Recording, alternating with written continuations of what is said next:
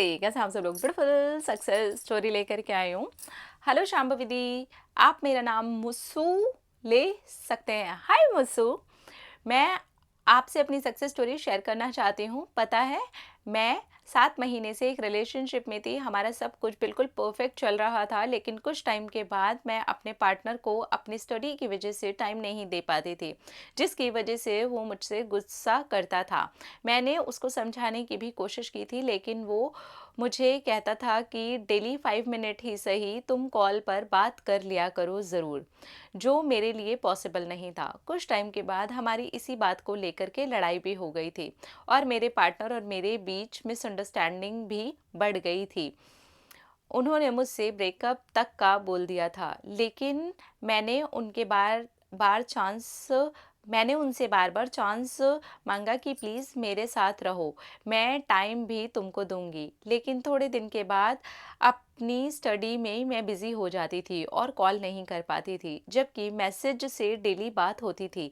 लेकिन वो इंसान फिर भी सेटिस्फाइड नहीं था। फिर कुछ टाइम के बाद उन्होंने मुझसे बोला कि तेरे लिए अपना काम ही इतना ज़रूरी है, तो मुझे तू नहीं चाहिए। उस टाइम पे मैं लिटरली रोती थी कि ये इंसान जो पहले मुझे कहता था कि तू बेशक बात मत करना, लेकिन सक्सेसफुल हो जा, आज वो मुझसे ये तक बोल गया कि उसके बाद मैंने खुद को संभाला। मैंने होपोनोपोनो प्रेयर की, आपकी सेल्फ लव और जादू प्रैक्टिस की वीडियो देखती थी। मुझे सच में बहुत ज़्यादा हेल्प लगती थी। मेरा पार्टनर कुछ दिन के बाद मेरे बर्थडे पर विश करने के लिए मुझसे बात करने लगा और मुझे बहुत अच्छे से उसने विश भी किया। लेकिन उस इंसान की तो अकड़ जा ही नहीं रही थी। वो तब भी मुझे ये बोल रहा था कि मैं तेरे साथ अभी कोई फ्यूचर नहीं देख रहा हूँ, हम जस्ट दोस्त हैं। लेकिन मैंने खुद को समझा लिया और सोचा कि चलो कोई बात नहीं, दोस्त ही सही। कुछ टाइम के बाद उसने बोला कि हम मिलते हैं। उसने बोला कि तुमको मिलने आना होगा। मैं खुश थी, लेकिन अचानक थोड़े दिनों के बाद उसने बोला तुम मत आना। मैं खुद को कोसती रही और अब मैंने शायद कुछ गलती ही की होगी, जिसकी वजह से मिलने से मना कर दिया है। मैं रीज़न पूछती, लेकिन वो नहीं बताता। मैं गुस्से में आ करके उसके ऊपर चिल्ला पड़ती। फिर क्या था, उसको मौका मिल गया। तू तो नहीं सुधर सकती है, ये बोल करके उसने गुड बाय बोल दिया। उसके बाद मैंने खुद को बहुत मजबूत किया कि चाहे कुछ भी हो जाए, मैं अब इसके आगे नहीं झुकूंगी। मैंने तब भी पहले ऑलरेडी जादू प्रैक्टिस की हुई थी, लेकिन जैसे ही वो इंसान वापस आया, मैं करना भूल गई। और जब वो गया, तब मैंने खुद से प्रॉमिस किया कि अब वो आए या ना आए, मैं खुद की हेल्थ और सक्सेस पर ही ध्यान दूंगी। अब मैं मेरी जादू प्रैक्टिस सेल्फ लव की सीरीज़ कंटिन्यू चल रही है। सब आपकी वजह से पॉसिबल हो पाया है। मैं आज खुद पर काम करने लगी हूँ। मैंने उसको पीछे मैंने उसके पीछे भागना बंद कर दिया है।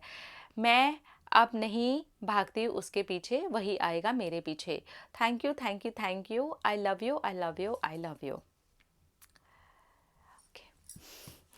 ठीक है, देखिए, मैं आप सबको एक चीज़ कहूँगी कि हमेशा, स्पेशली फीमेल्स, क्योंकि मेल्स को तो सिखाया ही जाता है कि पढ़ो, जॉब करनी है, बिजनेस करना है, तुम्हें अपना करियर बनाना है, ये उन्हें सिखाया जाता है।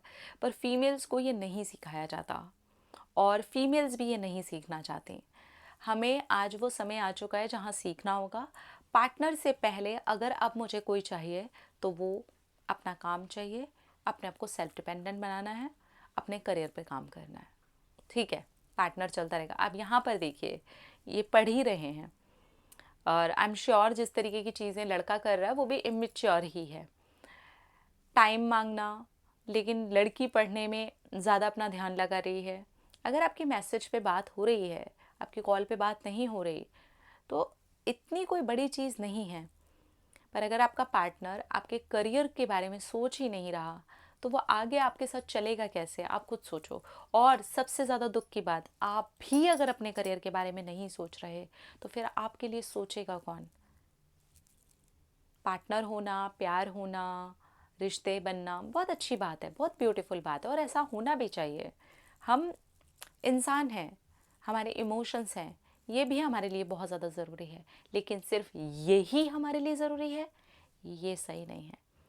तो इनकी कहानी से हमें ये सीखना चाहिए कि अगर आपके करियर के आड़े चीज़ें आ रही हैं और आप अपनी पढ़ाई पर चीज़ों पर ध्यान नहीं दे पा रहे हो, तो मैं कहूँगी उस रिश्ते को वहीं के वहीं थोड़ा छोड़ दो।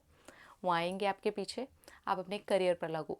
आप देखना वो इंसान भी आपके पीछे आएगा और आपको अपने करियर में भी सफलता मिलेगी। क्योंकि बहुत बार ये होता है, उस इंसान के पीछे भागते भागते हम अपने करियर को साइड रख देते हैं, ना करियर बन पाता है और ना ही वो इंसान मिल पाता है, क्योंकि आप दोनों तरफ से उस एनर्जी को मैनिफेस्ट कर रहे होते हो, जो कि नो की होती है। आपको ऐसा नहीं करना चाहिए। अपना रखिए ख्याल, अपने आप से कीजिए ढेर सारा प्यार, ताकि अट्रैक्ट करें ढेर सारा प्यार। I love you. टाटा।